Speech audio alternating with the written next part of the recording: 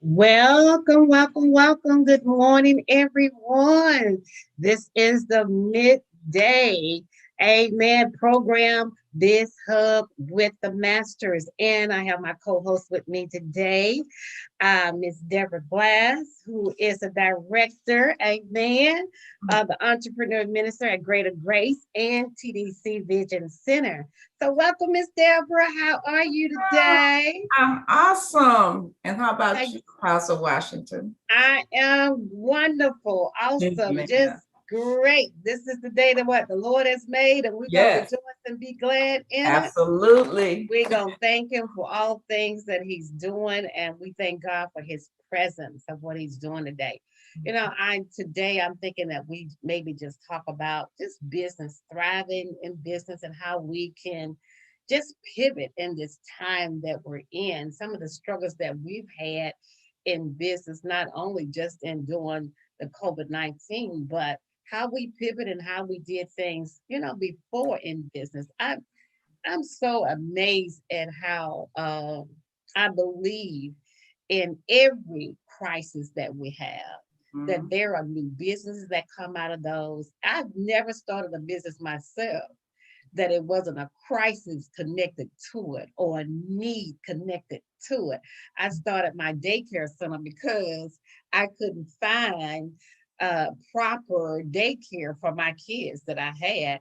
And then my girlfriend needed someone. So we were shopping around. And I decided, you know what? I might as well just open up one myself, quit my job, open up a daycare center. That way I'll know that my kids are getting the care that I want.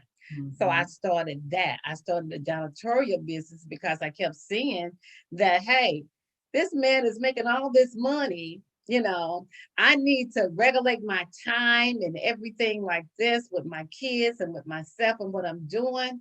And I need somebody to clean up the daycare center. I need somebody to clean up the church that we were going to. I said, you know what? I might as well start a daycare.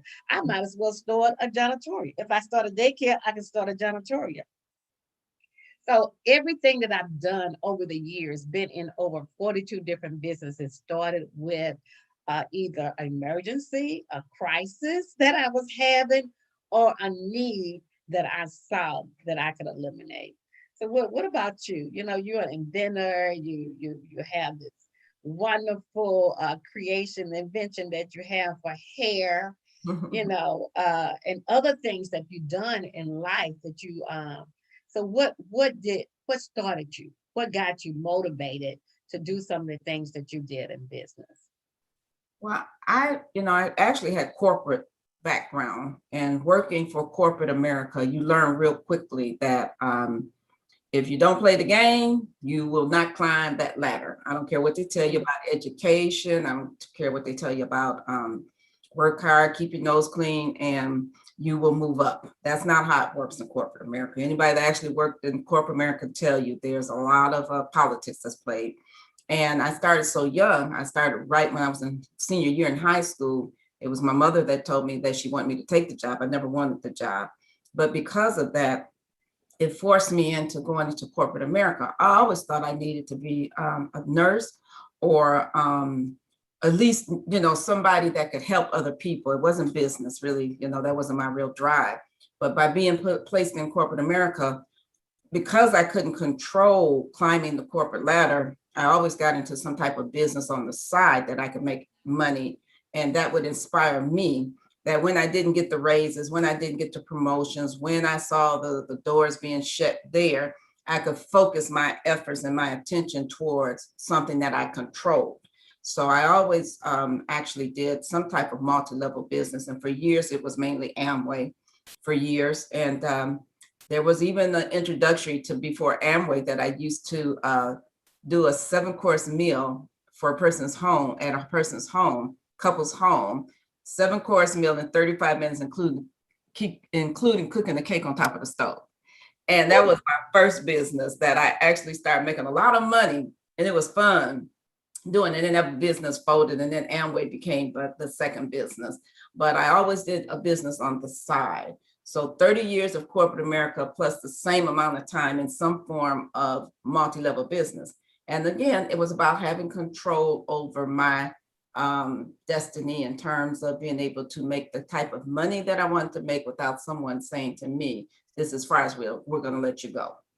And in doing that, it opened up the doors for me to, think of other things. But I never actually set out to have a business of my own. That was not my intention. My intentions was to keep doing multi-level businesses, because to me, that's a good start, because they teach you and they train you and they educate you in business. If you never had that background, you really don't know what you need to know. And so I learned a lot in the Amway business, because they train you so well. They taught you, how to deal with objections, being rejected. And when people say no, you still keep going to the next person, and the things that often will trip people up and stop them from moving forward.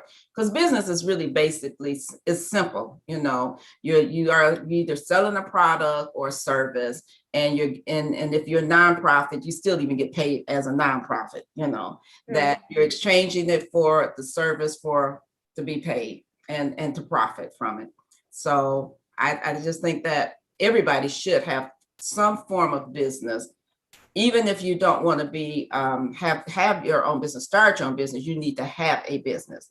And that was my tax accountants who taught me that early, when I started working at Fort Credit, and when I started seeing all my money going, to pay all my taxes and nothing in the return. So he said, if you want a refund, you're going to need to have a business. And so that kept me consistently doing a business on the side. And it has been one of the best lessons to learn in the beginning, because even though I was making money at Fort Credit, he taught me how to keep the money I was making, but in the same time I was making, also learning about business. So that's how I got started. Keeping that money is the most important thing. A lot of times we can be in business, but if you don't know how to handle that cash flow, and this is, I see it so many times when people, I was talking to someone yesterday, and he was saying that they thought that the biggest problem that we have as a people of color, and I said, no, I think anybody has this problem, is that your cash flow. You cannot have a business and think that it's going to take care of your personal stuff that you need, your household things, and the business. A small business starting out, you cannot take care of all three. You got to have that cash flow money, and that cash flow money got to go back into that business. And if you don't learn that head off, you're going to find yourself in a dilemma. You're going to find yourself living. You're going to find yourself really mad and angry at the business and not excited about going to the business, because that baby cannot support all three things. It cannot support all three things. And you got to always, that's why I tell people, you always have to have multiple streams of wealth coming in order to be able to move forward. That's why I believe everybody needs to be in a multi-level. Everybody may not need to be in business, but you say it all the time, but everybody needs to have a multi-level to have that income, that residual income coming in, whether you work hard or don't work hard for it. And he was saying, yeah, he said, but, most of us think that we cannot handle a business and handle our household. I said, what you need to do is budget for your household. You need to make sure your household have income coming in that will take care of that household, because that business, that baby, when it's walking, it's 2 weeks or it's 3 weeks or it's 1 year. Sometimes it will take 3 to 5 years before your business can even pay you as the owner a check. And I found that out through the hard way when I opened up the daycare center I was telling you about. And I didn't have a job. My husband had a job. The husband I was married to at that time, he had a job. And thank God he had one, and he was able to take care of the business of the home. But the business had to take care of the business.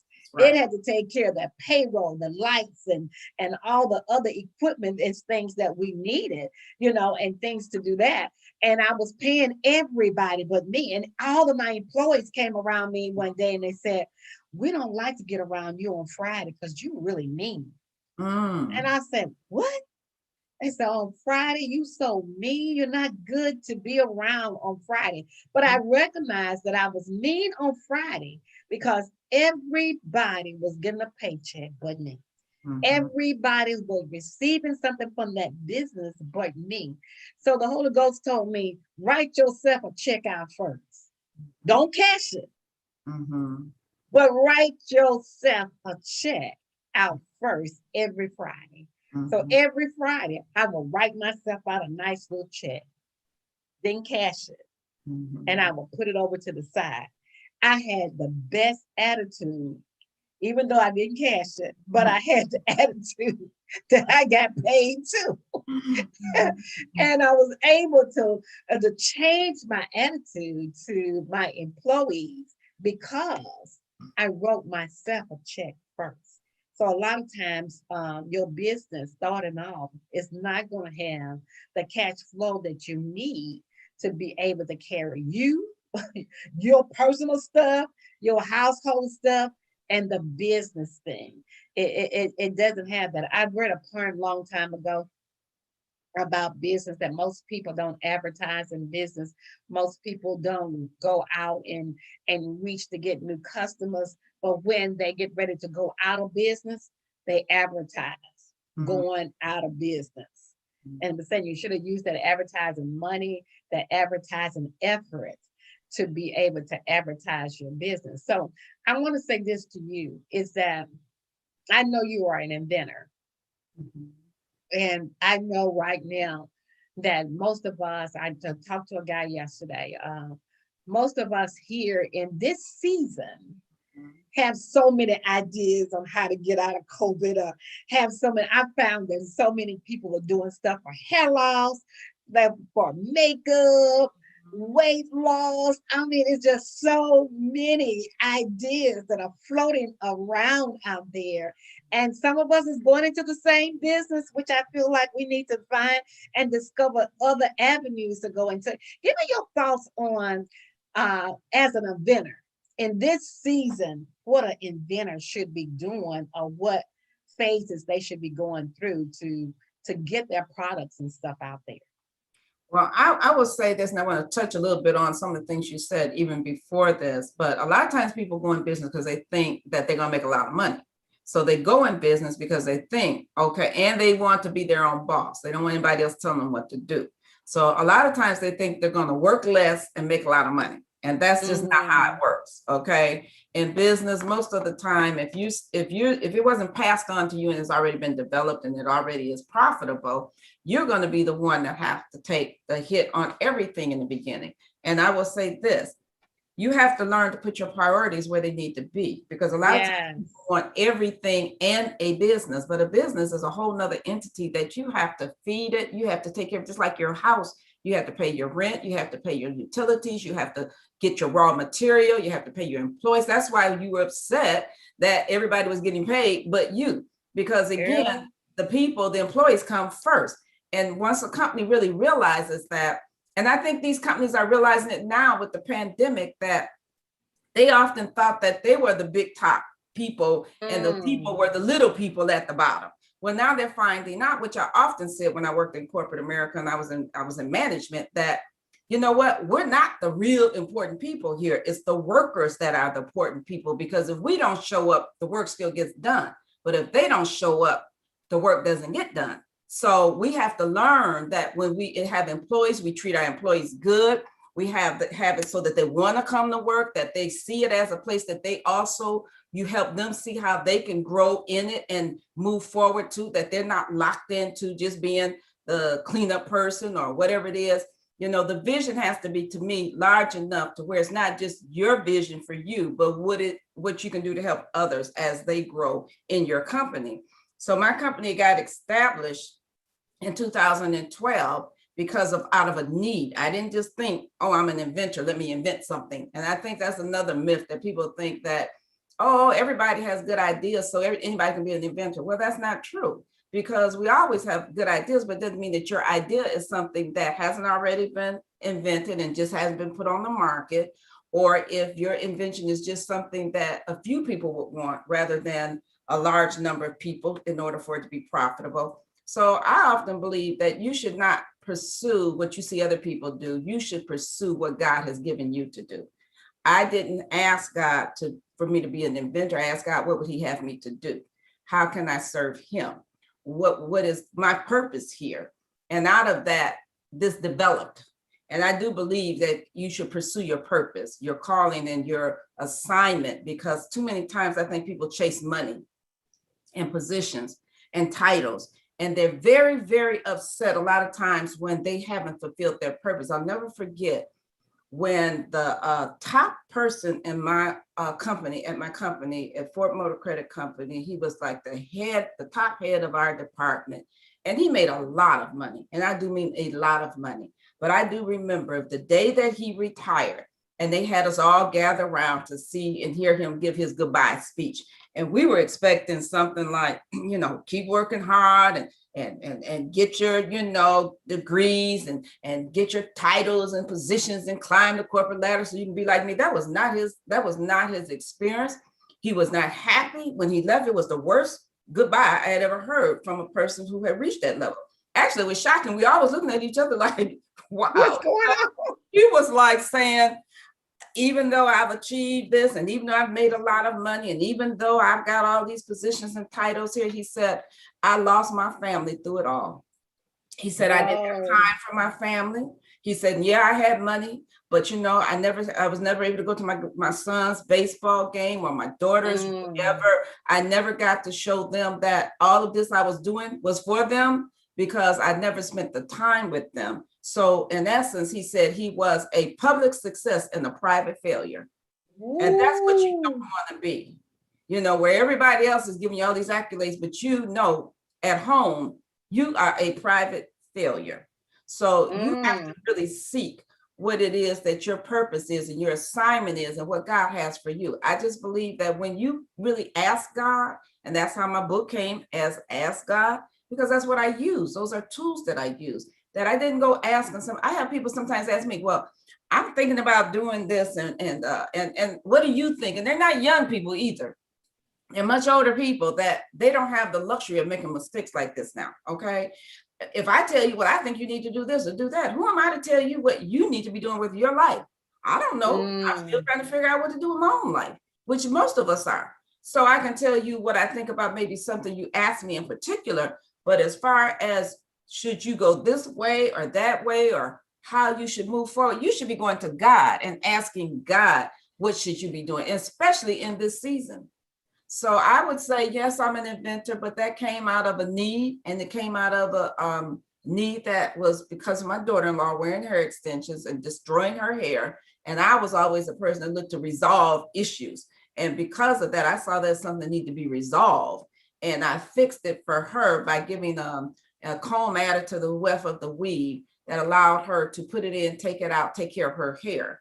Consequently, she cut all her hair off because it was so damaged and started all over again and used the product. And now her hair is down here, full of hair. She doesn't even have to wear any hair weave now. She can wear her hair in the natural styles. And that's really what it was for. And because of that, I realized, because I didn't wear hair extensions, a lot of women were damaging their hair and had the same issue. And because of that, I went on ahead and pursued getting a patent on it and putting it out. And now it's getting ready to hit the market this year. And we test marketed in 2012 and 13, 14, traveled 5 different cities, had hair shows, just wanted to make sure that this wasn't just something that I thought was a good idea. Again, you got to test what you're saying before you start putting a whole lot of money into it. And then you get other people that'll tell you it's good because they want to invest in it. And that's what happened with me. I was given by Motor City Match here in Detroit, $60,000 grant money to help get my business going, and then business loans. You want to have your business plan, but you need a vision to even do these things. So you really, I think, first of all, I believe we all have gifts, talents, and abilities. Everything that we're doing is preparing us for what God has for us to do. But God gives us a wheel. We're the only ones that have a wheel.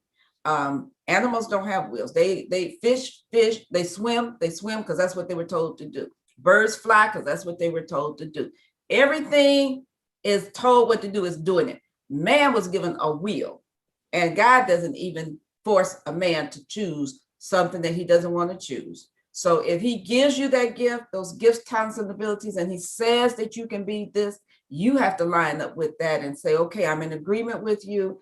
And you know, if he has that for you, what he has, anything he has for you is good. And that's where you got to put your trust and your belief at. So I truly believe that you're called, man calls you who you are after you become it, but God calls you who you are before you become it. Oh, say that again. I say, man calls you who you are after you become it, but just know that God has called you who you are before you become it. I'm trying to write that down in Facebook. I see you over there doing something, but Yeah, I'm trying I to know write you're that trying out. to keep it, but I guess for me, it's so important that whether you're young or old, that you learn how to develop that relationship with God and get your directions from Him. Everybody I know that has been saying the things that were made them really successful. I was listening to Denzel Washington just before I came on, because I always try to listen to people who have achieved and have done great things, but I like to hear the story of how they got there, where the failures were. We see them now. We're calling him Denzel Washington, the sexiest man alive, whatever we're calling him at this point. But he wasn't that when he was that little boy that went into I think it was his mother's salon, or his mother did hair. And as he was a little boy in there, this old lady, he said, was under the hair dryer. And she kept looking at him. And he was wondering, why was she looking at him? I think he was only 9 years old. And then she said, she came up from underneath and she told him that he was going to travel the world and he was going to have a great influence. Now that was a prophecy that this person spoke into his life, but that meant nothing if he didn't go out and do the work. And he talked about how he ended up in a position where he auditioned for a part, and the other person that auditioned was a singer, could sing. And he was like, well, I can't sing, so I'm probably not going to get this part. But then when they called for the acting part, he said, oh, well, I can act. So he went for the acting part. But he actually didn't get either one. And he was very disappointed that he didn't get it, but he didn't stop. So he talked about how many times he tried and failed, tried and failed, tried and failed, tried and failed. And eventually he got to moving forward in his career, but it was later that he ended up right back at the same place with fences to perform. So suppose he had quit. Suppose that, when somebody told him, oh man, you need to give that up. You need to go get your job. You need to stop dreaming. You need to go get your job. I remember Steve Harvey said that his friends would tell his mother and father, oh, Steve is just lazy. He don't want to work. That's why he's trying to do this comedian thing. He needs to go get a job. Even, he tried to do what people said. And he had a calling. He had a calling. So I think that we all need to listen to that calling. We all have a calling. And I don't need to do what you're doing. I need to do what God called me to do. You don't need to do what somebody else is doing. You need to do what God has called you to do. And if you do what He's called you to do, it can't help but be a success. It just can't. That's right. Because he equip us and give us gifts and talents. Like you said, even before we're born, God has already set those things in motion for us. What we have to do is put in the work, put in the time to learn and develop the skills and the talent that God has given us. A lot of times we look at other people and see how they're doing it. Well, they road or how they got there to success is not going to be your road or how you get there. It's just not going to be the same. You could be in the same field, but how you get there and what God is telling you to do, how to get there. I remember one day, some of the pastors was doing some things in the city, and they were getting paid a lot for it, for doing it. And just the conviction in me said, no, I can't do that. I'm not doing that. I don't care. I'm not doing that. I may need money, but I'm not doing that. And so I was told, you're a fool. Yeah. I said, I might be a fool. I'm not going to be a big fool and do that outside of the will of God. That's why I think that your book, Ask God, is so important for us in this season, and like the other morning when I was up and I was praying and the Lord kept telling me, He said, ask God, but entrepreneurs need to know how to ask me for the next move. Ask me for the next idea. Ask me for how to move and how to thrive in this economy. Everybody is not failing. Everybody business That's doors is right. not closing. Some business doors are being opened up. You know, it has been more crab cakes and crab ballers restaurants opening up in the last couple of weeks Yeah. in this city. Yes. I went to Red Lobster and it was closed. And I'm going, Red Lobster closed? No, wait a minute, no. You know, and it closed because it was lack of business. It closed because of probably lack of management, you know, And lack of employees. and less People are lack not of coming. Yes. employees, and people are not Employees. coming to work, and people are not trained. And then you can go and hire somebody, but if they're not trained people, skilled people to wait on people and have the attitude to wait on people, then and then now with the employment the way it is, but now with the wages it's being increased. So Yes. now you got all that, insurance is increasing, the wages is increasing. And for a small business owner, that's an attack. That's truly an attack on you. So you're gonna need the ex God. you're gonna need an Right. ex, you're gonna need an ex God book. You're gonna need an ex God book. You're gonna need an ex God in the Bible. You're gonna need the ex God subscription. Yeah. You're gonna have to have those things in order to stand. I was telling somebody I would love to go back and open up the pizzeria because the pizzeria and the takeout would be the perfect thing. I said, but me personally, I'll be there at 10 o'clock at night still throwing pizza around, trying to get pizza done. But it's a good business. It's a profitable business, but it's not good and profitable for Diane in this Mm-hmm. season. It's Mm-hmm. not good and profitable for me in this Mm-hmm. season. So, my thing is, okay, I need to think of another way. I need to pivot this thing and think of another way. And I'm looking at different ones. And even my friend who was in the restaurant business, getting ready to open up a restaurant, and pandemic hit. He pivoted to opening up a tax place. Mm-hmm. So we're gonna have him on. He pivoted and opened up a tax place, and he said, "I can't believe that I worked from November Mm-hmm. to May the 1st Mm-hmm. It made and more. made over one hundred and That's right. sixty-seven thousand Tax dollars season. That's right. People got to get in their the taxes tax done. season." And Mm-hmm. he said, "I wouldn't have not made that in the restaurant." Mm-mm. No, because they But we got to got to close down. learn that whatever life throw you, Mm-hmm. then you throw it to God and ask God to give you what you need in this season. Just because somebody else is opening, girl told me, she said, "I can't believe that you don't have that pizza place open in this season." Yeah, okay. You can't believe it, but I can believe it Mm-hmm. because I knew what it was before COVID hit. It Mm-hmm. was hard to get workers. It Mm-hmm. was hard to keep workers. It was hard to have people that would. And I know at the age that I am, I didn't need to be there opening it up and closing it there all day long. Sometimes working alone and not being a female at my age, working alone, lifting 50-pound bags of flour Mm-hmm. and stuff is not good.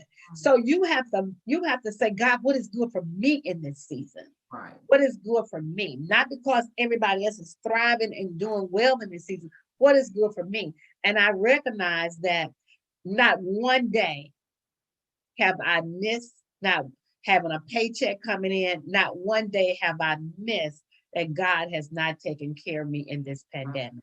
And Yes. not one day have the piece of business went less because I'm not in it.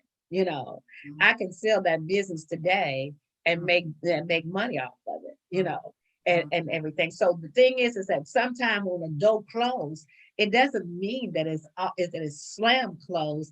And it doesn't mean that you've been denied anything. It just means that you need to pause, Selah, calm down, think about it before you make that next move. And don't make that move on panic and fear. No. Make that move because God, and then when you make that move, sometimes it's not going to always be peaceful, No. you Right. know, and sometimes people are not going to always understand when you No. make that move, No. but you stick to the move what God is telling you, no matter what they call you. You know, even though that pastor called me the biggest fool he ever met, you know, for not taking that, but I feel so good after it because I realize now, even when the pandemic hit, the one that told me that he was not ready for the hit. Mm. You know, you got all this good money that you got, but you wasn't ready for the hit. You didn't have stuff in place for when you got hit. But when our church got hit, we was already online. We was already doing things. So it didn't stop anything. It didn't stop the tithes. It did. Matter of fact, our tithes and our Increase. offering went up Yes. Yes. because we was doing what God called us to do. And when it closed for the business, you know, uh, where we were located at and what we was located in, when the pandemic hit, we was gonna have to close up anyway Mm-hmm. Mm-hmm. because it wouldn't have been able. So God had me to close it down 6 months before the pandemic hit. Mm-hmm. Mm-hmm. So the thing is that when we listen to God, That's right. He will allow you to hear Him, and He will direct you. So you when the hit comes, it won't bother you. The storm won't bother you because He's able to carry you through the storm. So I just thank God today for you, for being in my life and for knowing about business, for being in my life too, you know, not only just because of the Ex God book. The Ex God book has tremendous been a tremendous blessing to me. Not because I published it, That's right. That's right.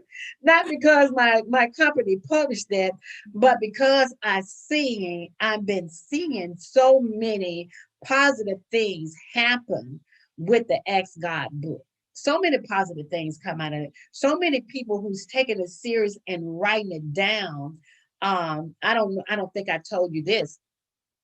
Uh, I during the mother holiday, my co-pastor, Pastor Carol, was giving the books to some ladies who had lost their kids. And so they're bereaved parents. And Mm. so I gifted those books, some books to some of those ladies who registered for her program. So I gifted some of those books to them. And when they found the book and saw the books, they were so rejoiced over getting the book Mhm. that they can literally ask God Yes.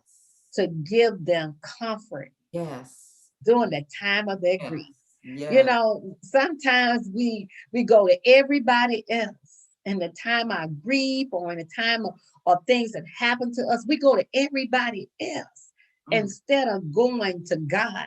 So this book is a tool to let people know you can ask God. Mm. You can literally go to God and ask God about your concern. So I know you got plenty testimonies and you know things Yes. that you're getting. And Yes. so tell us about some of the things that you're getting ready to do, you know, with this book and the things that your ideas and stuff that you're going to do. And just, you know, just let us know where to get the book from. Yeah. Well, we're going to start actually a book club of people who either have the book and give their testimonies. And if they don't have the book, we're going to tell them how to get the book and to get to join the book club. Because what I'm learning is that sometimes we do things and they work for us, but we don't share. We don't Mm. tell people how we got to where we're at because we take the credit for like we're so great and we don't want to let our secrets out and all that. And I'm not like that. I really like to people to know if he did it for me, he can do it for you. Here's how I got here. And really, there was a book before that I used to read throughout my invention, like I said, started in 2012. This is 2021. People think that everything happens overnight. This has been a steady progress. And there has been roadblocks and there has been hurdles and there has been opposition to try to keep me and block me from creating and putting out that product that God has given me. And I never gave up, I never quit, and I never stopped. But I did have times that I was discouraged. And I questioned God, is this what you gave me? Is this what you want me to do? If this is what you want me to do, tell me where to go from here. So every roadblock I had I had to ask God, what do you want me to do from here? Because I'm a worker. I'm not a person that sits around and just pray, and think that it's going to fall out the sky. I pray, I believe, and then I go to work. I pray, I believe, and I go to work. I want you to hear this. I pray, I believe, and I go to work. So you have to know that all of those things have to happen. And because of that, the Ask God book got birthed out of that, because it happened right after I had a real bad situation with my Black Pride Beauty business with the company, and some things that happened that just caused me to just question whether I should go forward, sell the company, because I had offers to just sell it, just make my money and go about my business. But I always knew that God didn't give me that business for me. It was for me to do what he told me to do with it, which is help others. And so I was always motivated by the vision. My purpose and my assignment was to help others, because I can be very comfortable where I'm at right now. I don't need another $1 million for me to be comfortable. I don't need that for me. I'm very comfortable, but I cannot be comfortable knowing I'm not doing what he told me to do, because there's so many people out there that need help. And I know my purpose and my assignment is to go out and help others and help give back and to help sow into other people's lives. And it takes money to do that. So because of that, I really go to God often as to, okay, I just done this. Here's a roadblock. What do you want me to do for that? And I kid you not, when you really are walking according to your purpose and your assignment and your destiny, and you go to God with whatever the obstacles are, he always, never does he leave you without telling you what to do next, or opening the door for you. Even our relationship became out of a disaster, and it was you that God used. And he'll always give you the right people. Some people are in your life for a season, some are in there, just for a reason, a season, a reasonable time or whatever, and then they move on. And then some are in there for a lifetime, and sometimes people think that you have to keep the people who you started out with. No, you don't. Sometimes you have to know when to let people off and let them out, and put them out. And when I say that, I don't mean put them out literally, but in your own mind, in your own way of thinking. Sometimes you think that you have to have this certain person in order for you to be successful. If I don't have this person, I won't be able to. God has nobody like that but him. I started off with 2 people who helped me with my invention, and they helped me a lot. But then I always said, they're not my source. I always knew you're not my source. So I cannot. And I remember coming home from a meeting. They lived in Canada. We're here in Detroit.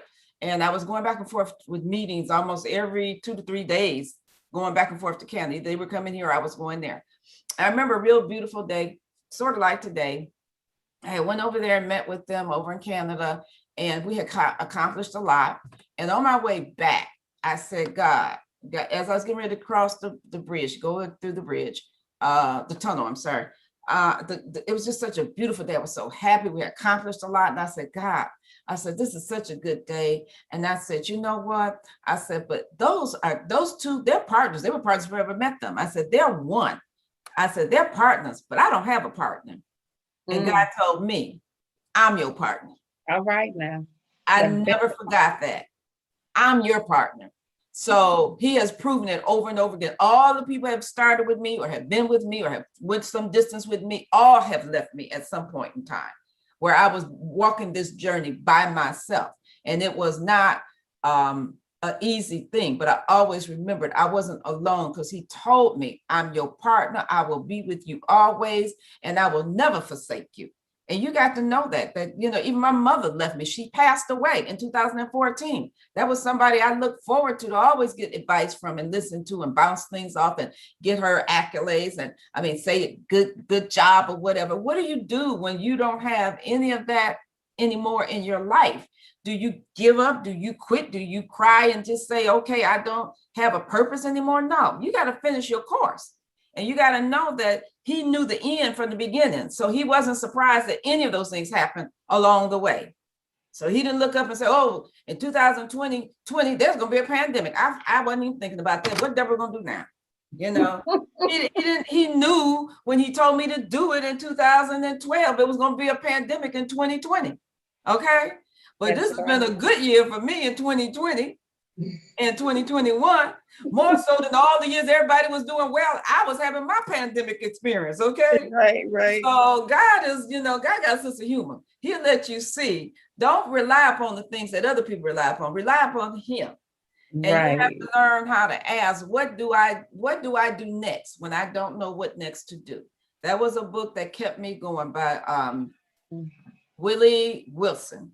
And he was awesome. He talked about how to go to God every time you get stuck and you don't know what next to do. You got to go back and ask God. Okay, so you go do what you know to do. But when you've done that and you've completed and you're still not sure what to do next, then you go back and ask what next to do. And that only makes sense because he's not going to give you the whole thing at one time. You couldn't handle it. So he's not going to just say, here, you're an inventor. I want you to do this, this, and that. Boom, now go do it. No, it's going to give it to you in stages because you never would complete the assignment if it was all dumped on you at one time. You couldn't handle it. So he's also not only fixing the things that need to be fixed, but what I am learning is that he's growing you into that position. Because you couldn't handle that position. I couldn't handle it in 2012. So much success came so quickly. And that was to let me see that it works and that people wanted it. And then he shut it down because I was overwhelmed. I was like, oh no, I can't do this. Send them people away. When is this going to be over with? I don't want this. And then he had to grow me into saying, okay, I'm ready now. I'm ready. I wasn't ready then.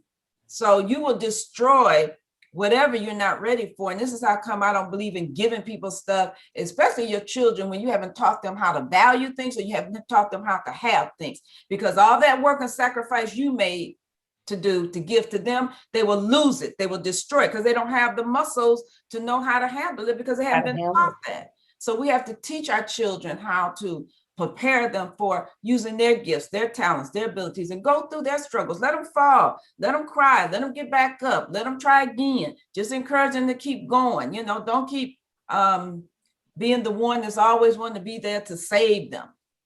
Like the same way we did when they started the walk. Yes. Same way we did when they started the walk. You picked them up. You said, okay, brush the knees off. Do it again. Because they would not ever be able to walk if we just picked them up and said, okay, you don't have to worry about that. I'm not going to let that happen to you again. Right? I will carry you everywhere you go. Can you imagine if that's what God did with us? We'd be a bunch of, lame people.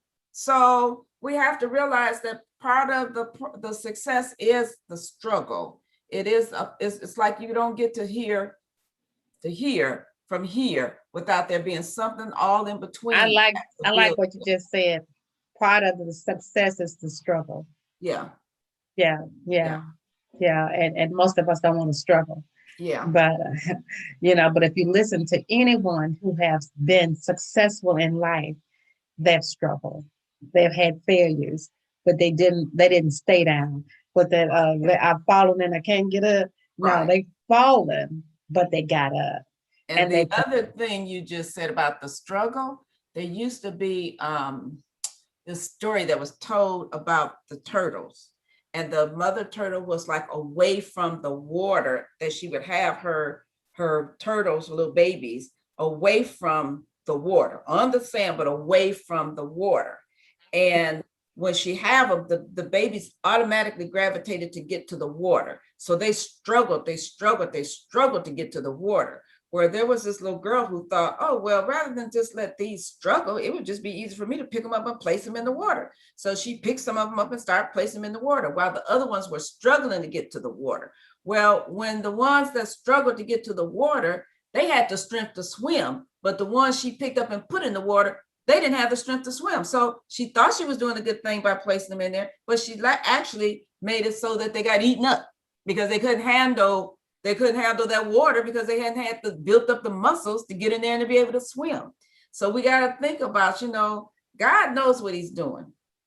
We got to trust him. He knows what he's doing. And we just have to know, again, he's our partner. I don't care who comes and who goes. Just know he will never leave you nor forsake you. And that's all you need. That's all you need to make it, period. Is to know that he'd never leave nor forsake you. Never leave you nor forsake. That he said, that's the word. That's the word. He said, call on me in the day of trouble. And I think that's what we forget. We forget to call on him. We call on everybody else that have not succeeded. God is the only one that you can call on that has been successful at everything. And knows your success. And he knows exactly you. What you need in order to be successful. He knows you. and he's the greatest mentor that you can ever have. Amen. He's the And greatest. encourager. Yes, he's the And greatest encourager. mentor and encourager that you can ever have, and especially in business. We're talking about business. They said, well, is that a gospel program or is that a business program? Well, you know what? I feel like any business have to have the foundation of the Word of God in order for you to be successful. Even when you listen to successful people who have thrived and have made it, and when they may not quote it, Right.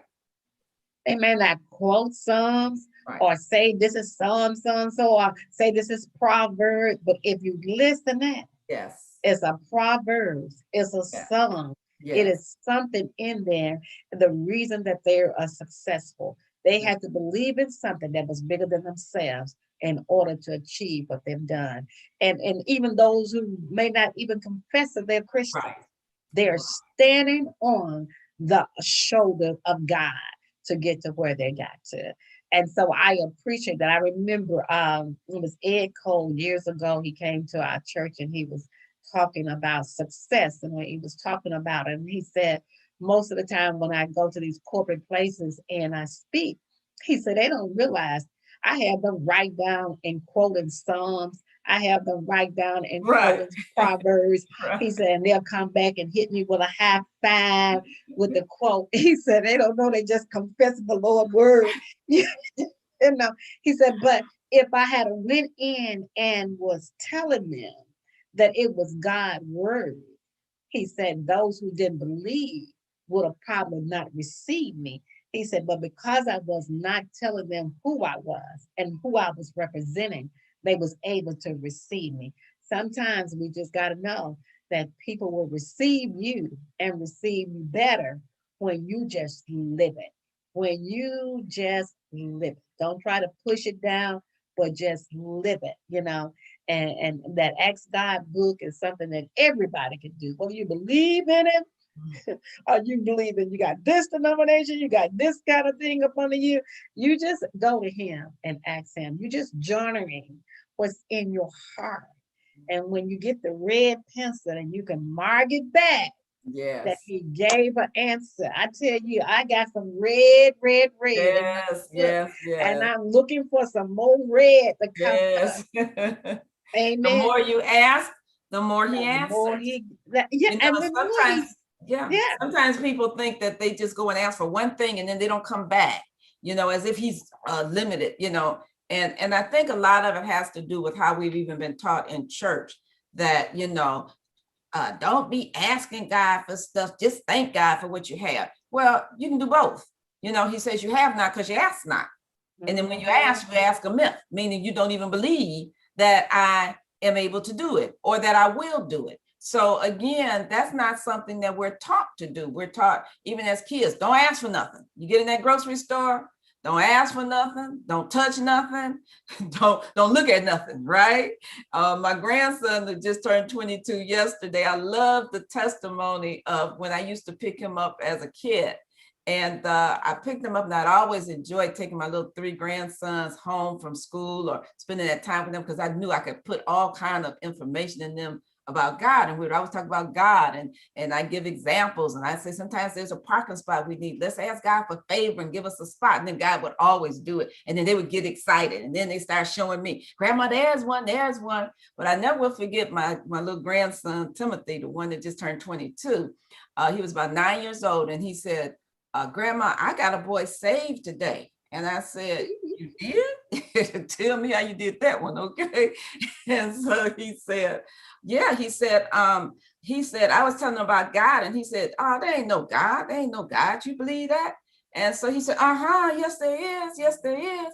And so the little boy said, I don't believe it is. I don't believe there's a God. He said, because if he is, how come he don't do this or do that? He said, well, when you ask him tomorrow, now here he is, he's telling him, ask God. When you ask him tomorrow to do something, just ask him to show you who he is and then ask him for something so that you'll know he's real. So he went to the store with his mother, and she was one of those mothers like Minnie that said, when you get in here, don't you ask for nothing, don't you touch nothing, don't you look at nothing, okay?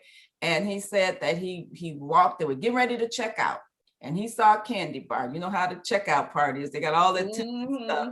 and he saw a candy bar, and then he saw some bubble gum, and he said, I want that bubble gum.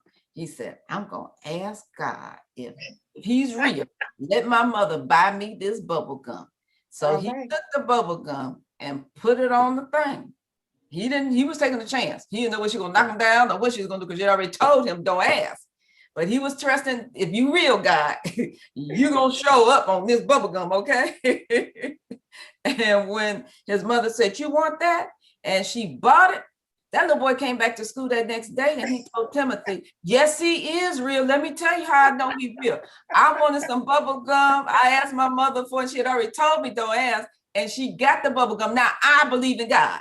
It's just that simple. Right. So I say, have faith, just bubblegum faith, okay? Just get some bubblegum faith. Bubblegum faith. Just get some bubblegum faith, okay? Because after that little boy was on fire. And Timothy has always been a little disciple. And right, and you would never be able to take that away from him. So you know what? He's probably right now asking God for some bubblegum. Had him that bubblegum faith. So we're going to close out with this. It says, there's no storm that God can't carry you through. There's no bridge that God won't help you cross. There's no battle that God won't help you win. There's no heartache that God won't help you get over it. So if it is bigger than anything that you can face today, always remember, put everything that you have in the hands of God. Leave it there and allow him to embrace it. Have confidence in knowing that God will take care of you. So you know what? We want to say that. Have confidence in knowing that God will take care of you, your business, and everything else that you're going to do. So we're going to say bye to you until next week. God bless you, and we'll see you next week. Amen. Goodbye.